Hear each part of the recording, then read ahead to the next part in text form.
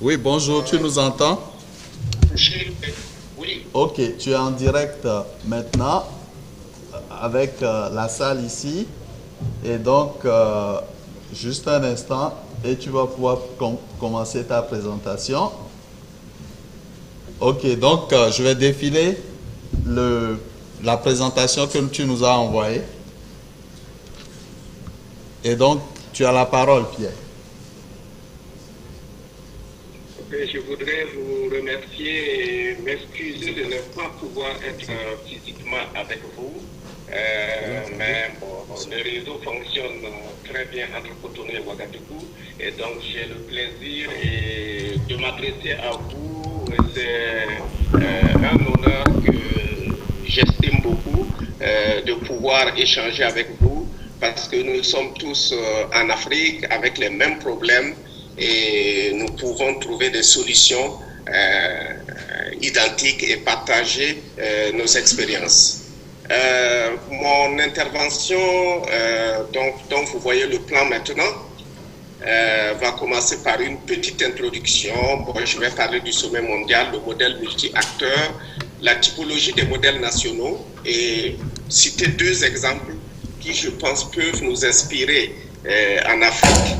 Enfin, aborder le point du Bénin où je ne serai pas particulièrement, je pense, le plus qualifié pour le faire, mais je suis sûr qu'avec les éléments qui sont là, les éminentes personnes qui sont présentes là et qui connaissent mieux l'écosystème du Bénin pourront certainement saisir au bon et faire des propositions de manière à ce que le Bénin, tout comme les autres pays africains, nous puissions avancer ensemble pour créer un écosystème numérique africain. Donc, je vais passer à la présentation, à la page suivante. C'est bon? Donc, l'introduction. Bon, la gouvernance numérique est très, très complexe. Bon, généralement, au niveau de l'ICANN, c'est disponible sur leur site. Malheureusement, on ne pourra pas projeter ça à distance, mais je suis sûr que le vice-président de l'ICANN pour l'Afrique, Pierre Danjounou, qui est probablement avec vous, Oui, il est là. son spécialiste de programme manager, Yaovi Atoun, vont partager avec vous le modèle à trois couches de la gouvernance numérique et avec toute sa complexité dans ces trois couches, infrastructure, logique, économique, sociétale. La problématique qui est posée, c'est celle du dialogue, de la coordination, de la concertation avec une grande diversité d'acteurs et aussi des évolutions extrêmement rapides. Ces questions ont été évoquées aussi au niveau du net mondial et je vous donne là le lien du livre sur la gouvernance Internet qui est disponible en ligne et que vous pourrez télécharger. Peut-être que Pierre a quelques exemplaires papier à vous montrer sur place là-bas. Et une fois de plus, je regrette de ne pas être là parce que j'avais un exemplaire papier que j'avais prévu de vous montrer. Mais il est à Ouagadougou, peut-être que Pierre l'a sur place là. Bon, je passe à la page suivante. Donc, comme vous savez, le sommet mondial Société de l'information s'est tenu en 2003-2020 et a eu lieu en trois phases. Bon, je ne reviendrai pas dans le détail, mais ce qui est important, c'est de voir qu'il y a eu des engagements qui ont été pris. Et donc, nous passons à la présentation suivante. Je pense que c'est la page numéro 5. J'ai repris seulement les principes de Genève 2013 au point 17 que vous trouverez sur le site de l'UIT qui est cité en dessous. L'édification d'une société d'information inclusive exige de nouvelles formes de solidarité, de partenariat et de coopération entre les gouvernements et les autres acteurs, c'est-à-dire le secteur privé, la société civile, les organisations internationales, etc. Donc c'est bel et bien, je pense, dans le cadre de la mise en œuvre de cet engagement qui a été pris par toutes les nations du monde, donc y compris le Bénin, y compris tous les pays africains, que je situe le contexte, disons, de mon propos de ce matin, en invitant à ce que nous puissions mettre en œuvre cet engagement qui date quand même de 2013. Et 2013, nous sommes aujourd'hui en 2016, ça fait 3 ans, c'est pratiquement comme une décennie sur l'Internet. Donc il nous faut faire vite. Et qu'est-ce qu'il y a derrière cette idée? C'est le modèle multi-acteur que vous connaissez très bien et qui part, disons, du principe du bas vers le haut, que les anglophones aiment appeler bottom-up, versus le modèle hiérarchical haut vers le bas habituel, qui permet donc d'avoir un écosystème qui s'inspire de l'écosystème même de l'Internet Society, qui, vous savez, a été à la base, disons, de toute la philosophie autour d'Internet. Et l'ICANN aussi, Internet Corporation for Assigned Names and Numbers, c'est-à-dire la coordination mondiale de l'Internet. Donc vous avez l'honneur d'avoir un des vice-présidents qui est du Bénin, Pierre Dantinou. Une société privée à but non lucratif s'inspire de ce modèle. Et c'est un modèle qui est défendu par le gouvernement américain. Et c'est très important de le noter parce que quel que soit ce que nous faisons, nous devons nous rappeler que l'Internet est né aux États-Unis. Ce qui est porté derrière, c'est un moteur américain qui est derrière. Mais leur système n'est pas imitable parce qu'il découle de leur histoire, de leur tradition, de leur culture, la culture de lobbying, la culture de dialogue, tous ceux qui suivent les discussions au niveau du Sénat et autres, vous pouvez être lassés parce qu'il y a une culture du dialogue qui va dans les détails et qui permet de construire une vision nationale partagée par l'ensemble des acteurs, malgré la taille des États-Unis, le nombre d'États, la complexité de la fédération, la complexité des acteurs et des intérêts, ils arrivent à avoir une communauté de vision sur un certain nombre de points et quand nous les rencontrons dans le monde extérieur, nous avons l'impression de ne parler que d'une voix. Nous avons l'impression de ne parler qu'au gouvernement américain. Donc le dialogue, c'est de l'or. C'est de l'or. Et comment arriver à extraire cet or de manière à ce qu'il serve la nation, de manière à ce que, au-delà des changements de gouvernement, au-delà des changements de président, que les intérêts fondamentaux du Bénin, des autres pays africains comme des autres pays du monde restent, disons, une constante et qui permet d'avoir une stabilité stratégique globale. Bon, je passe rapidement au modèle brésilien, parce qu'il y a deux modèles qui sont cités. Il y a le modèle européen, c'est le modèle français dont je vais parler, puis il y a le modèle brésilien. Je demande donc de passer la page numéro 8, la diapositive numéro 8. Et donc là, ça s'appelle le CGIBR, c'est très souvent cité, c'était créé depuis longtemps. C'est extrêmement mixte avec le gouvernement et puis la société civile dedans. Mais l'indépendance, l'inconvénient, c'est qu'il n'y a pas d'indépendance vis-à-vis du gouvernement, puisque le gouvernement met déjà dedans et parfois, dans certains contextes, ça peut étouffer. Je laisse donc, comme vous avez le texte, vous aurez l'occasion de voir ça. Et je passe directement à la France. Le modèle de la France qui est à la diapositive numéro 10. Et donc, ça s'appelle le Conseil national du numérique, qui est un conseil consultatif de 30 membres, et dans laquelle la parité est respectée, il y a autant de femmes que d'hommes, et 15 seulement ont plus de, disons, de 40 ans. Bon, l'avantage, disons, de ce conseil, c'est qu'il est indépendant du gouvernement, et il permet donc qu'il y ait des avis différents de ceux que le gouvernement pourrait avoir pour des raisons X, Y, et permet donc à l'ensemble des autres acteurs qui ne sont pas le gouvernement de pouvoir s'exprimer sur les questions posées par le gouvernement ou sur les questions qu'eux-mêmes ils se posent et qui peuvent être, disons, l'auto-saisine. Bon, je passe donc rapidement donc à la diapositive numéro 12. Donc, les méthodes de travail, il y a des journées contributives et actuellement, on cite surtout la loi sur la République numérique qui est passée par ce Conseil national pour avoir l'adhésion la plus grande parce que la France a fait l'expérience de loi sur le numérique qui déjà, même après leur adoption, n'était pas d'ordre du jour parce que quand vous avez toute la population qui n'applique pas une loi, c'est le cas d'Adopi 1, vous avez beau avoir les gendarmes et tout, vous ne pouvez rien faire. Donc, c'est un outil même qui sert à améliorer la gouvernance. Donc, je passe directement à la diapositive numéro 14, étant entendu que vous aurez le reste du texte et que donc je ne vais pas, compte tenu de votre calendrier qui est très serré, parler davantage. Quel modèle pour le Bénin?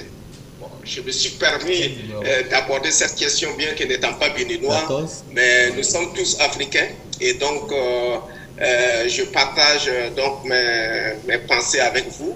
Qu'est-ce qu'on constate? Les modèles exposés reposent sur un écosystème numérique avec des ensembles structurés et dynamiques depuis des années qui s'appuient sur des centres de recherche universitaires.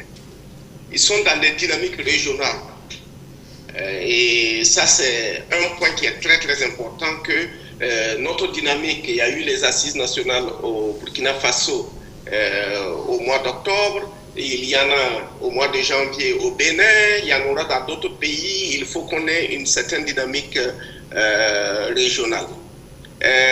Diapositive 15, il y a l'affirmation d'une volonté politique forte, continue et irréversible.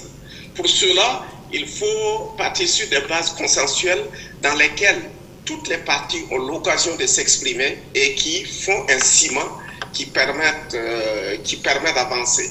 Parce que s'il faut à chaque changement de ministre, à chaque changement de gouvernement, à chaque tout sautement dans la société que la stratégie change, ce n'est plus une stratégie, c'est de la tactique.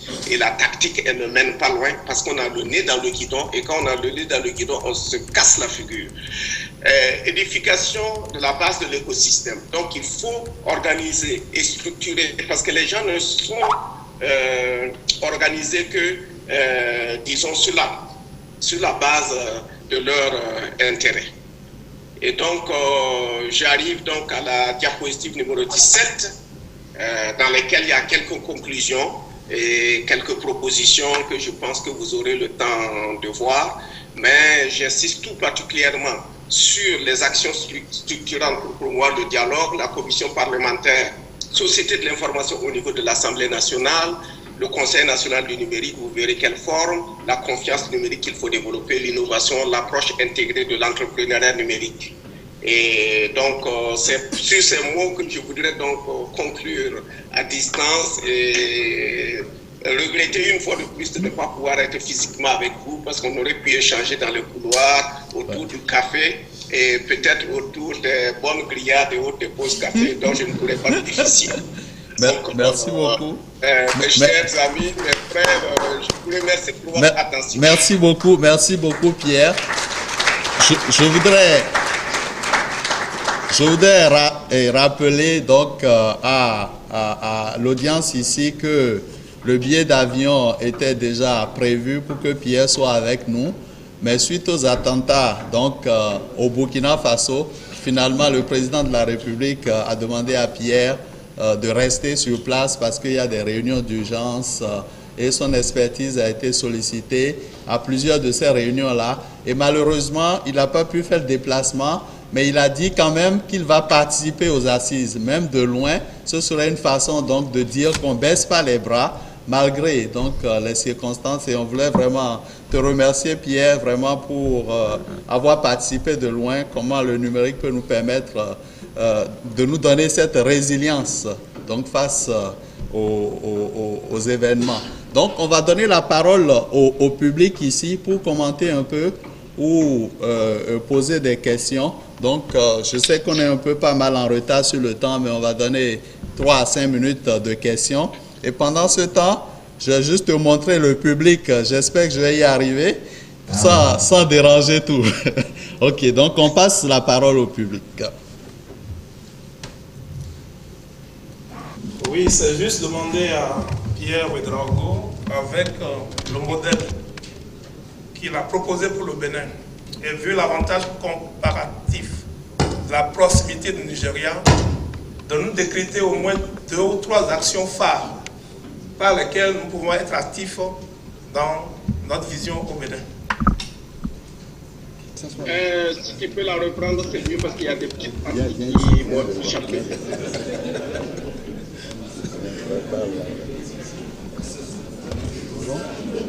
de manière à ce que il y ait une évaluation permanente et permettre donc d'être sûr que ce qu'on dit va effectivement se passer et que ce sera mesuré.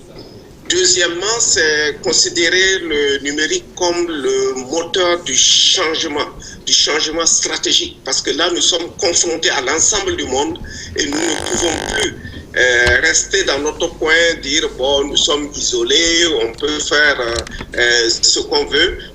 On doit se battre avec tout le monde et donc il y a une culture offensive qui doit être là et qui doit reposer sur la prospective, notamment dans le secteur de l'innovation numérique, en s'appuyant sur la jeunesse et sur les femmes. Troisième élément essentiel, c'est la mobilisation des acteurs autour de leurs intérêts, comme je l'ai souligné. Un être humain n'est mobilisé qu'à travers, disons, ses intérêts. Par exemple, le rôle des acteurs dans l'e-santé ne sera renforcé que si le gouvernement prend le devant et agit en donnant aux gens de ce secteur ce qu'ils attendent le plus. Ce qu'ils attendent, c'est quoi? C'est la connaissance, c'est l'état du savoir. Et je voudrais, par exemple, dans ce domaine, vous donner une des propositions que j'ai faites au niveau du Burkina Faso, c'est d'organiser en 2016 les premières journées de l'e-santé qui va permettre de partager les meilleures pratiques au niveau mondial. Et ainsi, on a un réseau e-santé qui se met en place. On peut faire cela dans l'ensemble des domaines. Et une fois que les gens sont regroupés autour de leur intérêt, parce que quand ils viennent, ils gagnent. Quand ils arrivent aussi, l'État, la communauté, le Bénin gagnent parce que tout simplement, ils restent identifiés, ils restent visibles, ils restent joignables, ils deviennent maintenant des acteurs dans le cadre du dialogue et de la concertation. C'est le cas aussi au niveau de la cybersécurité. Si vous mettez en place un centre d'alerte et que par ailleurs, vous n'avez aucun moyen de toucher effectivement les bonnes personnes qui assurent la sécurité informatique dans les différentes grandes institutions, dans les grandes sociétés, eh bien, quand vous aurez une alerte sérieuse et que vous deviez faire une réponse, vous ne trouverez personne en face. Mais ces gens, si vous les convoquez avec l'autorité du gouvernement, les asseoir, de donner les listes et tout, vont tout donner. Mais au moment où il y aura l'alerte, peut-être qu'il y a beaucoup de gens qui auront déjà changé de poste, qui ne suivent même plus ces listes parce qu'ils n'y voient pas d'intérêt et donc vous ne pourrez pas les avoir.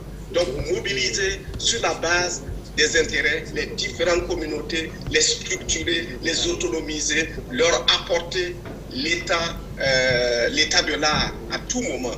Et en cela, l'État doit jouer un rôle capital.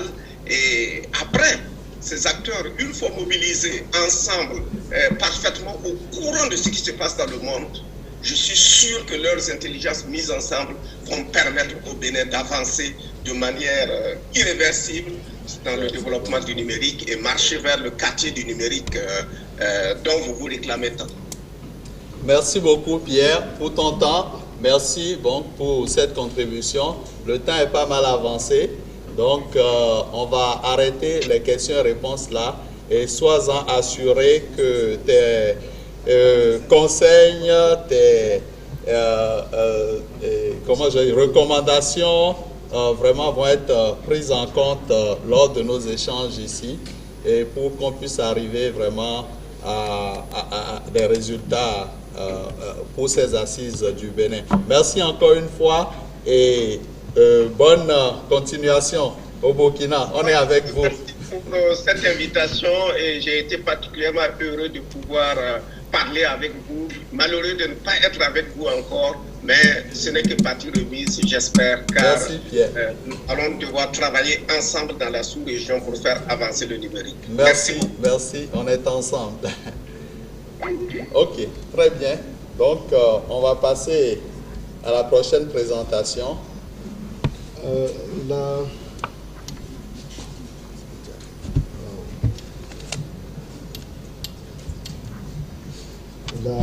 La prochaine présentation qui sera l'écosystème numérique au Bénin, les chantiers télécom.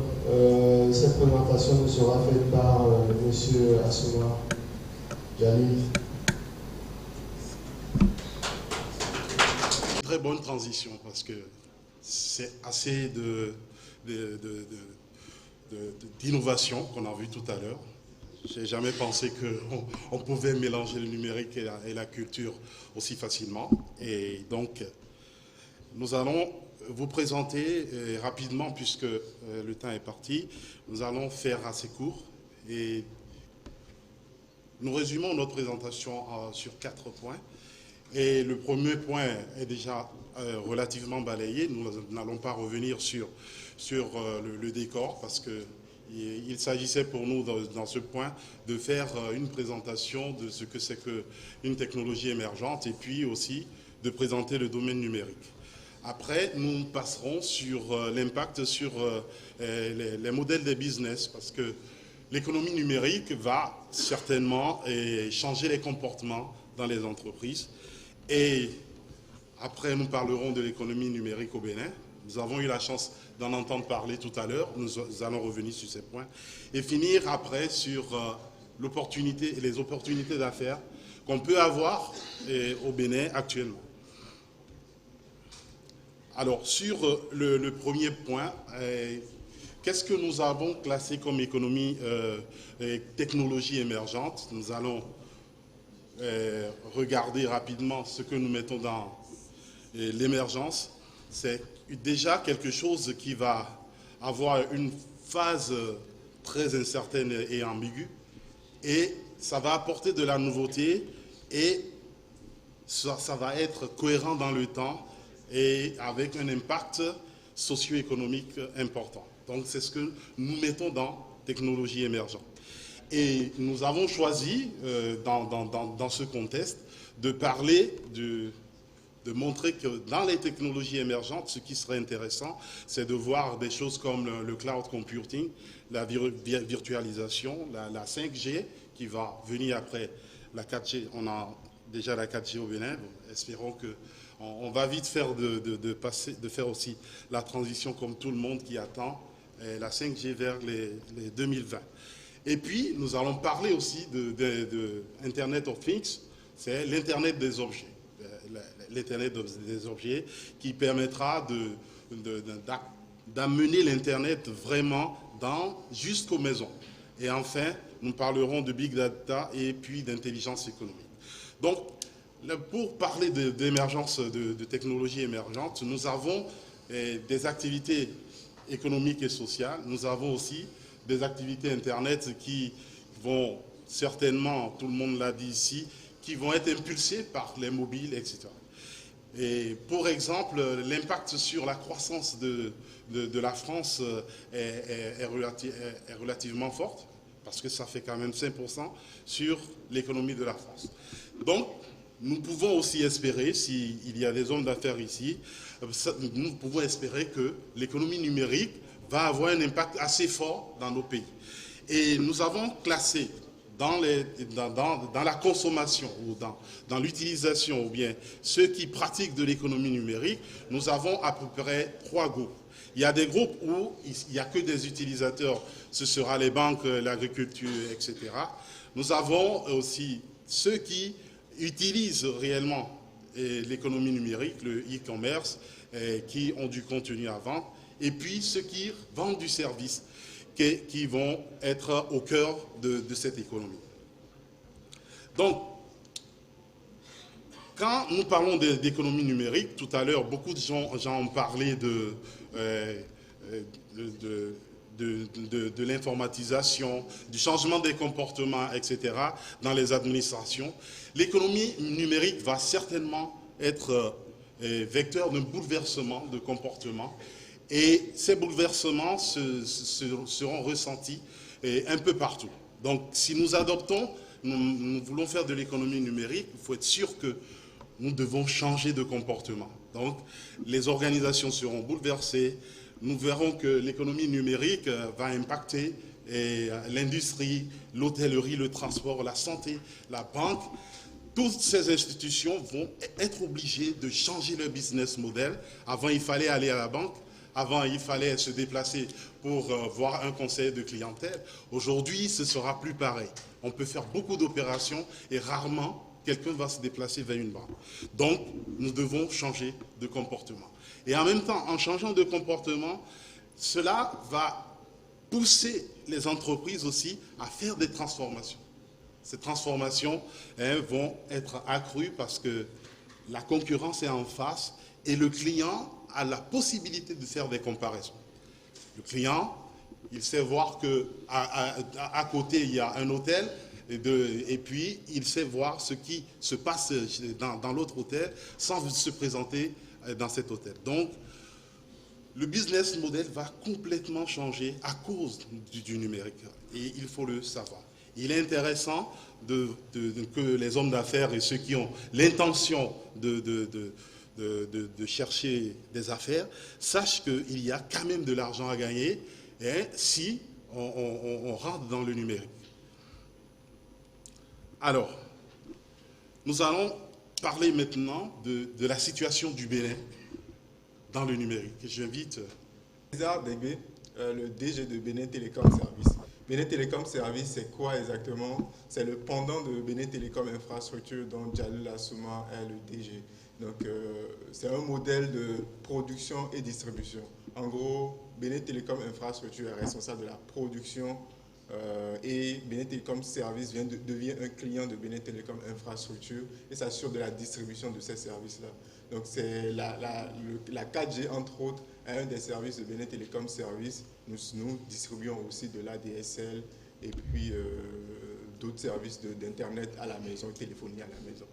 Donc, voilà le décor planté pour ma présentation. En gros, où est-ce qu'on en est aujourd'hui pour le numérique au Bénin?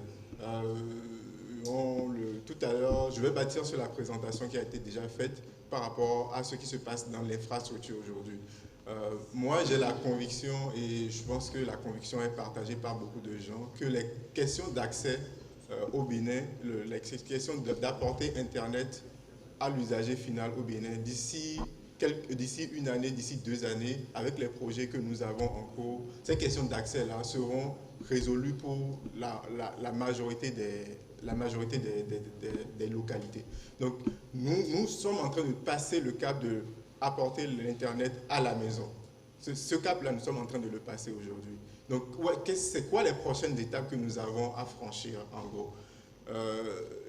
L'ambition politique, elle est assez claire. Et la présence du Premier ministre ce matin et son discours passionné allaient totalement dans ce sens-là. L'ambition politique, que ce soit le président, que ce soit le Premier ministre, les autres ministres, je pense que tout le monde le répète encore et encore que l'économie numérique, c'est devenu une priorité d'État aujourd'hui. Et il n'y a pas de doute là-dessus. Donc, par rapport à ça, je dis, les réformes qui doivent être engagées, les réformes sont en cours et je ne vais pas revenir sur les réformes parce qu'on en a parlé pas mal déjà. Donc, tout ça, ça emmène vers le point où il y a beaucoup d'argent qui sont mis aujourd'hui dans les infrastructures. Il y a eu le projet 4G qui a été terminé ou bien qui est en cours de finition dans plusieurs villes. Il y a le projet PDI-2T qui apporte la fibre dans toutes les villes. C'est un projet qui va se passer sur 18 mois à 2 ans. Et c'est justement fort de ce projet-là que je dis aujourd'hui que la question de l'accès à Internet, nous sommes en train de résoudre cette question-là. Nous sommes vraiment en train de résoudre cette question parce que la question a été prise à bras le corps et l'argent qu'il faut est mis dedans. Maintenant, c'est quoi la prochaine étape pour qu'on aille de l'avant? Aujourd'hui, on se retrouve dans la situation de... On construit des autoroutes, mais nous n'avons pas un plan fort pour pouvoir mettre des voitures sur les autoroutes. Ou soit les voitures que nous mettons là-dessus, ce n'est pas des voitures que nous mettons, mais nous mettons de vieux tacos sur ces autoroutes-là. Et ça fait que les autoroutes ne sont pas utilisées de façon optimale. Donc c'est la question qui se pose aujourd'hui. Et je pense que les assises numériques doivent nous aider à aller de l'avant dans ce sens-là. Le point aujourd'hui, c'est qu'il faut que le focus quitte comment on accède à Internet, comment on accède à Internet, parce que cette question est en train de se régler petit à petit, et de comment on s'assure que nous avons une économie forte qui se bâtit et qui utilise vraiment cet Internet qu'on est en train de donner, qu'on est en train de donner à chacun. Donc, la première chose, il y a un cadre juridique qui doit se mettre en place. Le cadre juridique et institutionnel, c'est de s'assurer que les infrastructures peuvent être partagées de façon équitable par l'ensemble des acteurs qui sont sur le terrain. Bénin Télécom Services aujourd'hui est une entité publique. Nous devons nous assurer que la transition se fait vers le privé, que ces infrastructures-là sont disponibles pour tout le monde et que ces infrastructures sont disponibles à un coût qui est raisonnable pour tout le monde. Que le câble ACE que nous avons et le câble SAT3 que nous avons aujourd'hui, que tout le monde peut y accéder de façon équitable et que les prix chutent en fait avec l'utilisation que nous en faisons. Par la suite, il y a la question des ressources humaines qui est un gros problème et je pense qu'à peu près tous les professionnels qui se retrouvent ici aujourd'hui en ont déjà parlé, ils vont encore en reparler. Le cadre institutionnel, le cadre des universités, de la formation. Moi, je suis en télécom, par exemple, donc on veut avoir des ingénieurs systèmes, des ingénieurs télécom, on veut avoir des développeurs d'applications, des gens qui sont compétents pour pouvoir résoudre nos problèmes. Parce qu'aujourd'hui, Bénin Télécom, tout le monde en parle, le service n'est pas constant et il y a parfois des pannes. L'un des problèmes que nous avons, c'est que nous avons un certain nombre de personnes dont la formation n'a pas évolué avec le temps, avec les réalités. Les télécoms aujourd'hui, 2 ans, c'est la durée de vie d'un équipement. 2 ans, 3 ans, c'est la durée de vie d'un équipement. Donc ça change rapidement. Il faut qu'on s'assure que nos personnes sont capables de suivre le train et qu'ils sont capables d'aller de l'avant avec la réalité du terrain. La question du contenu. Cette question-là, c'est peut-être l'une des questions qui est dans l'ensemble des choses à faire, c'est peut-être la question la plus complexe. Parce que le contenu, contrairement aux autres, l'État a en fait peu de pouvoir sur la question du contenu. Tout simplement parce que le contenu, ce n'est pas l'État qui peut le créer. C'est vraiment une communauté qui crée le contenu. L'État, peu importe ce qu'il va mettre comme cité numérique en place, il ne pourra jamais développer les applications, se remplacer les banques, remplacer les compagnies d'assurance, remplacer les compagnies de télécom pour que tout le monde crée le contenu dont on a besoin pour pouvoir faire avancer la question. Et ça, c'est là où se trouve vraiment tout le défi de l'économie numérique. Donc, c'est s'assurer qu'on mette un cadre en place et qu'on met les incitatifs en place pour que les jeunes aujourd'hui qui parlent de on veut être des développeurs, on veut être des blogueurs, on veut faire ci, on veut faire ça, que ces personnes-là soient capables d'utiliser vraiment les outils qu'on met en place et qu'ils aient des incitatifs. La durée de vie d'un start-up, et puis il y a des présentations qui viennent un peu après. Avant un start-up commence à faire de l'argent, même dans les pays les plus développés, ça prend en moyenne 2 à 3 ans. Nous avons un problème grave de sous-emploi, de manque d'emploi aujourd'hui. Ces jeunes-là, ils n'ont pas les moyens de survivre 2-3 ans sans revenus. Donc, comment on s'assure jusqu'au moment où ils sont capables d'avoir ces revenus-là, qu'il y a un cadre en place pour qu'ils puissent avancer. Donc, ça, c'est le genre de question où la question, ce n'est pas juste l'argent. C'est vraiment s'assurer de faire les choses intelligemment, de mettre des structures en place ou de mettre des accompagnateurs en place pour s'assurer qu'ils ont la formation, qu'ils ont l'éducation pour le faire, qu'il y a le suivi qu'il faut qui est fait. Et puis, c'est avec tout ça qui est d'abord en place qu'on va parler de la question de l'argent pour suivre ces gens-là. Dernièrement, il y a la question de la compétitivité. Donc, la question de la compétitivité, c'est une question où nous nous retrouvons aujourd'hui, où tout le monde veut accéder aux mêmes ressources, ou bien tout le monde veut accéder au même marché. C'est un marché qui est devenu mondial, c'est un marché qui bouge rapidement et c'est un marché où nous devons apprendre aussi à bouger très rapidement.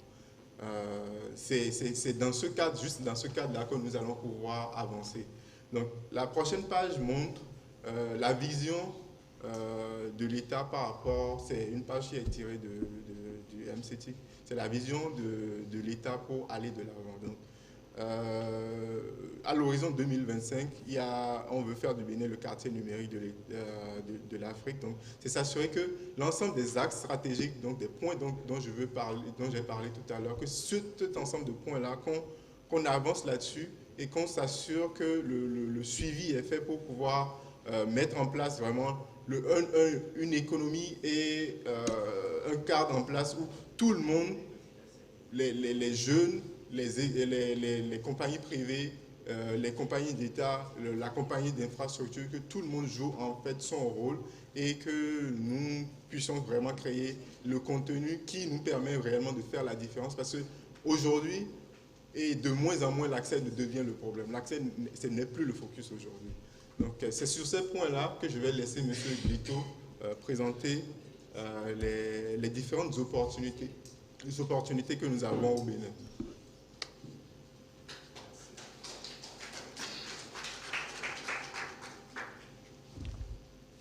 Merci. Je vais parler des opportunités au Bénin. Je vais commencer par le cloud. Cloud qui est appelé aussi info nuagique, je pense en français.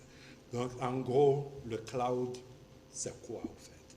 Il y a à la base un centre de données avec beaucoup d'ordinateurs, etc., avec la virtualisation où les équipements sont utilisés de manière optimale. Ensuite, en haut, il y a des plateformes de développement d'applications. Et ensuite, il y a les applications qui sont offertes. Et là, ce sont des applications qui peuvent être utilisées par des milliers ou des millions de gens par rapport aux applications que nous avons aujourd'hui. Bon, de ce point de vue, quelles sont les opportunités qu'il y a au Bénin? Alors, la toute première opportunité, c'est des clouds privés. Parce qu'il y a les clouds publics comme Amazon, etc., mais pour des raisons de sécurité et autres, certaines entreprises préfèrent avoir leur propre cloud. Donc, je pense que la possibilité d'avoir des clouds privés à utiliser par le gouvernement, les entreprises qui sont sur place, c'est la première chose. Il ne faut pas grand-chose non plus. L'équipement de base, etc., le logiciel qui vient avec. Ça, c'est une première opportunité. L'autre opportunité, c'est l'infrastructure du cloud, c'est-à-dire les centres de calcul. Alors, si on prend Google aujourd'hui, en Europe, Google a, je pense, 5 ou 6 centres de calcul. Google, Amazon, etc., ce sont des compagnies qui veulent tout savoir des centres de calcul locaux. Parce que si le centre de calcul est au Bénin, par exemple, ça fait que les applications qui sont au Nigeria, au Cameroun, au Sénégal, etc., peuvent être traitées ici au Bénin. Ça fait que le temps de latence ou le temps de réponse sera meilleur. Donc, arriver à convaincre les entreprises pour l'installation de centres de calcul, ça c'est aussi une autre opportunité. La dernière opportunité qui est très très importante, et j'insiste beaucoup dessus, c'est le développement d'applications et des applications qui répondent à nos besoins. À ça, on en a toujours besoin et je pense que c'est très très important de pousser les jeunes vers l'entrepreneuriat. Je le disais avec Pierre il y a quelques minutes, on n'a vraiment pas besoin des dizaines de millions afin de pouvoir développer des applications locales.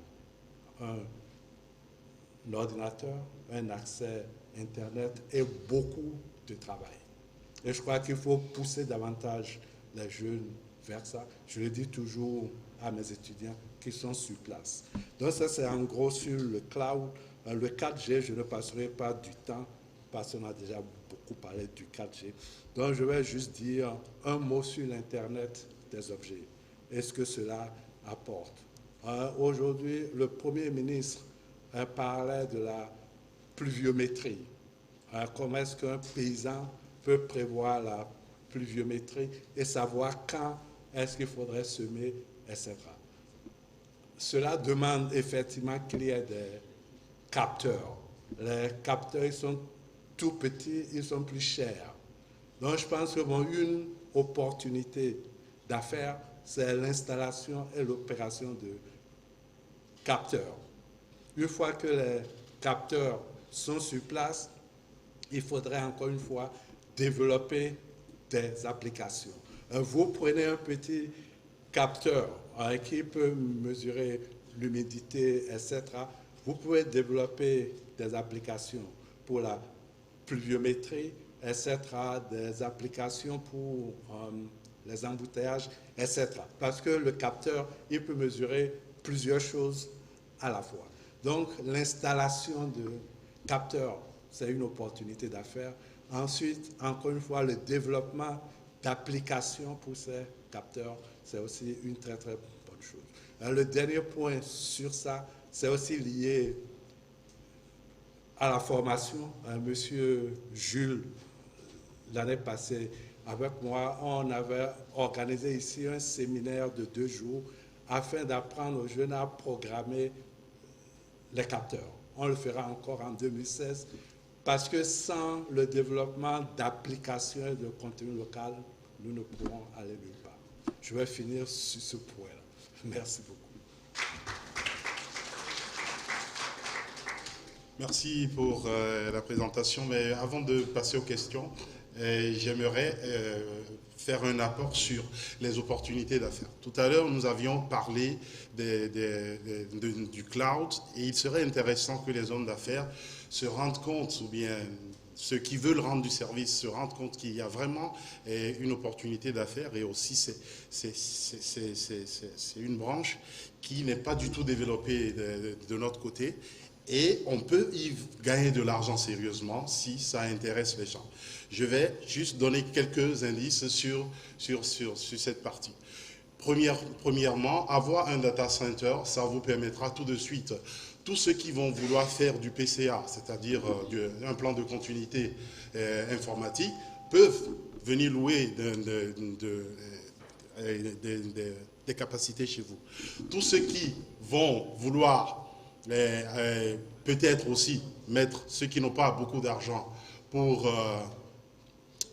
avoir des informaticiens de haute qualité ou bien d'une certaine trempe, peuvent externaliser leur informatique que chez vous. Et maintenant, il y a aussi des possibilités d'avoir de très bons développeurs sur ces centres informatiques parce qu'il y a de la matière. C'est-à-dire personne ne peut recruter un développeur dans un data center et il ne travaille réellement pas.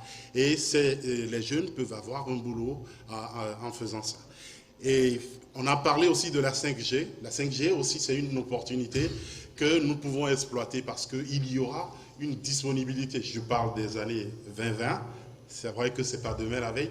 Mais on peut mettre tout cela ensemble pour montrer aux hommes d'affaires que apporter et investir dans le numérique, c'est vraiment important.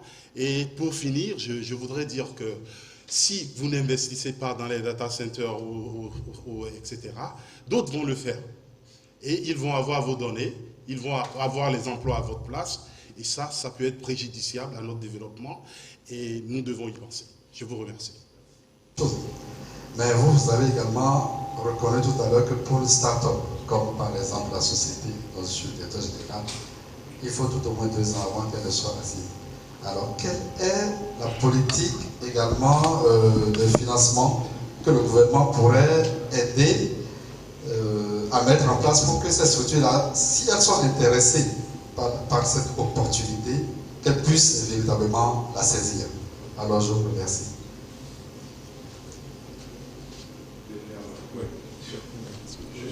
Je vais prendre les 2 premières questions. Ouais. Je vais reprendre les 2 questions. Voilà. Donc, on dit par rapport à l'accessibilité des données pour nos chers concitoyens. La question de pouvoir aller sur Internet, c'est une question qui, en fait, est multidimensionnelle. Avant même de parler d'avoir l'équipement pour pouvoir accéder, il faudrait même parler de la question de l'éducation. Parce que plusieurs de ces applications-là requièrent une certaine facilité, une certaine compréhension du clavier déjà. Et ce sont des questions qui sont des questions, je pense, de politique nationale. Donc, s'assurer que si nous mettons vraiment le numérique comme une priorité, que ces différentes dimensions-là puissent suivre. Ça dépasse, je pense que je ne parlerai pas pour l'ensemble de l'État ou du gouvernement ici, parce que ce sont des questions qui vont au-delà de la responsabilité d'un opérateur. Et puis, je pense que nous sommes ici aujourd'hui pour pouvoir justement discuter de ces questions-là et puis de peut-être sortir d'ici avec des recommandations ou bien des priorités au niveau national. Les infrastructures seront là, l'accès sera là. Maintenant, pour pouvoir utiliser l'accès, ça prend plus que juste poser de la fibre pour s'assurer que c'est le message en fait que j'essaie de passer ici aujourd'hui. Ça prend plus que poser juste de la fibre pour s'assurer que tout le monde commence à utiliser et à profiter vraiment d'Internet et en faire un outil. Il y a de l'éducation à faire, il y a de la pédagogie à faire. Effectivement, il y a peut-être de l'accompagnement à faire pour pouvoir se procurer les différents terminaux. Et c'est une question qui est complexe et c'est une question qui va au-delà de juste on met de l'argent dans l'infrastructure et pour pouvoir avancer. Donc, il est déjà important que les différents acteurs ici s'en rendent compte et par la suite, ce sera vraiment d'accompagner les différents responsables à différents niveaux pour que nous arrivions à ce point-là. Je suis d'accord avec vous que il faut que les personnes puissent se procurer les terminaux, mais je pense que les terminaux, c'est même le dernier des problèmes, ou c'est le dernier des soucis. Il faut déjà que les gens puissent comprendre les outils, qu'ils soient capables de se l'approprier, qu'ils aient l'éducation qui est nécessaire pour pouvoir le faire. Et ça, c'est des questions qui sont complexes et qui sont en fait longues et avant de mettre en place. Maintenant, sur la question de l'infrastructure, et puis, donc nous posons la fibre aujourd'hui. Il y a, en fait, il y a plusieurs dimensions au projet qu'on veut faire aujourd'hui. Donc, on pose la fibre. Après ça, on s'assure que ça vient aux usagers. Pour les startups, j'ai eu l'occasion de parler avec différentes personnes qui font partie de la communauté numérique et ils ont des recommandations qui sont assez claires. J'espère que je ne leur vole pas le scoop. Par exemple, l'une des recommandations qui est sur la table, c'est de s'assurer qu'il y a par exemple un fonds de garantie pour s'assurer qu'il y ait un accompagnement. Ça ne veut pas dire que l'État va remplacer les banques. Encore une fois, chacun doit jouer son rôle si nous voulons aller de l'avant. L'État n'a pas vocation, il n'a pas les connaissances et les compétences pour pouvoir faire de l'investissement privé à chaque petite start-up qui démarre aujourd'hui. Ce serait du gaspillage de ressources. Par contre, l'État peut donner une garantie. Dire aux banques qui sont frileuses et qui ne connaissent pas suffisamment l'industrie. Nous croyons en l'industrie, nous sommes confiants que le développement du Bénin passe par ce point-là et nous voulons vous accompagner dans ce processus-là. Donc l'État met en place un fonds de garantie. Il y a des statistiques mondiales sur le taux de réussite des startups, combien de temps ça prend pour les startups. Donc on peut faire un travail pour dire, ben, voilà le fonds de garantie, voilà en moyenne combien de temps, ce qu'il y a comme retour sur investissement là-dessus, qu'est-ce qui se passe exactement là-dessus. Mais il faut mettre en place un cadre d'affaires qui rassure chacun des partenaires du cadre d'affaires, en commençant par les banques qui ont ces capitaux-là. Et plusieurs banques aujourd'hui au Bénin disent, nous ne savons pas dans quel projet investir, nous n'avons pas de gros projets dans lesquels investir, nous n'avons pas de projets suffisamment porteurs dans lesquels investir. Et ça, ça fait partie de ces choses qu'on peut faire. Donc s'assurer, encore une fois, ce n'est pas que le gouvernement prend le fardeau juste pour lui tout seul, c'est s'assurer qu'il mette en place un cadre d'affaires qui nous permet d'avancer. J'espère que j'ai répondu à la question. Au directeur de Bénin Telecom Service, à quand le cloud computing dont vous avez parlé? Est-ce que c'est à court terme ou c'est dans une vision future? Aussi, le PON à domicile. C'est pour quand le PON à domicile? On parle de la fibre optique, tout ce qu'on attend c'est le PON pour les entreprises, la fibre pour les entreprises.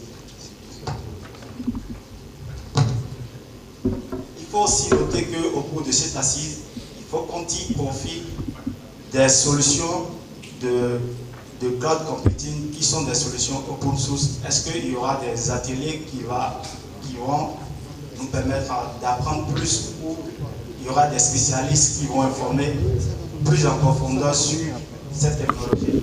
Si c'est l'État qui doit porter tout le fardeau, c'est impossible. les fonds qui sont nécessaires et l'agilité qui est nécessaire, elle est beaucoup trop grande pour que l'État soit même capable d'envisager de porter tout seul le fardeau. Encore une fois, le rôle de l'État, c'est de mettre de la garantie sur place, c'est de mettre un cadre sur place et d'accompagner les acteurs. Mais l'État ne peut pas être l'acteur en bout de ligne qui prend en compte toutes les petites demandes. Ça ne veut pas dire que pour certains besoins, ils ne le mettent pas en place, mais je pense que les investisseurs privés qui parlent justement de vouloir des opportunités dans le pays, c'est dans ce genre de choses qu'ils peuvent prendre leur place. Et puis, il y a un réel marché. Alors pourquoi personne ne le saisit? C'est aussi simple que ça. La question du pont à la maison, bon, dans le projet de fibre dont on parle, il y a effectivement posé la fibre en tant que telle, mais il y a aussi un volet, pour ceux qui connaissent les termes, c'est un volet FTTX qui est d'apporter cette fibre-là le plus proche possible de la maison, de la rue ou de l'entreprise pour que ce soit utilisé. Donc le tout est de faire cela en réduisant substantiellement les coûts. Et pour réduire substantiellement les coûts, il faut que le nombre des utilisateurs puisse augmenter. Donc c'est ça l'un des enjeux. Et puis comme je le disais, moi je suis convaincu que d'ici 2 ans, les difficultés d'accès à Internet, ce sera un mauvais souvenir. Je pense. Vous avez aussi un point sur la formation pour le cloud. Oui, non, c'est ça, oui. Concernant le cloud, je peux dire par exemple qu'il y a l'IMSP, Institut de mathématiques et de sciences physiques de Porto Novo. Nous avons une formation Masters et on va démarrer aussi une formation PhD. Et dans cette formation, il y a un cours qui est prévu sur le cloud computing, dans le programme. J'espère que cela répond à la question posée. C'est un début, c'est clair. C'est sûr. Merci. Merci. Bon, on va devoir... Parce qu'un paysan a vu à l'occuper quelque part, le pays est sans fibre. Mon frère, c'est toi. m'a lancé 2000 km de fibre. Est-ce que derrière ça, y a-t-il un plan d'entretien pour que vraiment cette ressource qui est incontournable puisse être disponible jour et nuit 24 heures sur 24? Le premier, ça va être au directeur de Big Telecom, j'aime bien appeler Big Telecom, au niveau du développement des contenus. Aujourd'hui, vous avez une facturation indifférenciée entre ceux qui produisent et ceux qui consomment. La majorité de vos clients, sur leur graphe, ont un pic de consommation alors qu'ils n'ont rien à offrir, ils n'offrent quasiment rien sur le réseau. Le peu de vos clients qui offrent sur le réseau payent au même taux que cette majorité de clients qui consomment. J'en fais partie, malheureusement. Et quand j'essaie d'accéder à une meilleure capacité, la facturation m'empêche de le faire. Je suis dans le même cas que la majorité des universités publiques de ce pays, où je paye ma liaison Internet extrêmement cher. Je fais partie des rares qui fournissent des services. Et quand je demande des réductions, on me dit non, voici la grille tarifaire, tu rentres dedans ou tu ne rentres pas dedans. Donc, il y a une politique tarifaire différenciée qui devrait peut-être être mise en place pour nous encourager, nous, à produire et à offrir plus à la communauté. Ma seconde intervention, c'est plus un apport. Il me semble qu'il nous manque ici un partenaire important, la SPEE. Parce que nous sommes dans un secteur électrodépendant, fortement électrodépendant. Et si nous n'avons pas une fourniture énergétique de qualité, on peut faire les meilleures projections possibles. Le téléphone finit par se décharger un jour. Et si vous êtes coupé pendant 3 jours d'affilée, je suis désolé, ça ne marchera pas. Donc, Assise nationale du numérique, je suis entièrement d'accord, les infrastructures, je suis entièrement d'accord, et je voudrais suggérer qu'à l'avenir, nous associons ce partenaire important pour discuter avec lui de la fourniture d'une électricité de qualité dans toutes les localités de notre pays, gage de la réussite de nos projets, de nos investissements. Je vous remercie. Puis, comme je le disais, la réduction des coûts, il y a deux facteurs. C'est s'assurer que qu'on fait une production suffisante, et deux, de s'assurer qu'il y a une consommation qui est suffisante. C'est les deux facteurs qui font que le coût diminue en premier. Et aujourd'hui, les efforts d'investissement qui sont faits vont justement contribuer à cette réduction de coûts. J'en veux pour preuve la 4G qu'on a lancée. Nous l'avons fait de façon consciente, à un prix qui défie vraiment toute concurrence, parce que nous croyons à ce que pour que l'Internet devienne réellement accessible, il faut que ça soit un coût plus bas. Donc cet effort-là est fait pour le grand public, et puis les producteurs de contenu n'y échapperont pas. Maintenant, au-delà de ça, moi, je crois, peut-être à cause de mon histoire personnelle, au rôle des compagnies télécoms, ou bien des compagnies, des grandes structures sur place. Ils ont un rôle, une responsabilité corporative, une responsabilité sociale pour pouvoir développer l'économie numérique, parce que ça va, ce n'est pas juste par bonté d'âme, c'est parce que si cette économie se développe, ça fait un marché pour nous, et si le marché est là, nos affaires iront mieux. Donc, pour cette raison-là, nous avons initié différentes formes de partenariat avec certains développeurs ou développeurs de contenu qui nous ont contactés, et nous ne pouvons pas supporter tout le monde aujourd'hui, mais c'est un travail que nous faisons. Parce que si nous voulons supporter telle personne ou telle personne, c'est une question de gagnant-gagnant. On y trouve le compte, on fait un partenariat, on peut aller de l'avant. Peut-être qu'un jour, nous allons, ou bien dans un futur prochain, nous allons atteindre un niveau où il y aura suffisamment de développeurs pour qu'on fasse des tarifs spéciaux pour les développeurs ou les développeurs de contenu. Nous n'en sommes pas encore là, mais c'est notre avenir.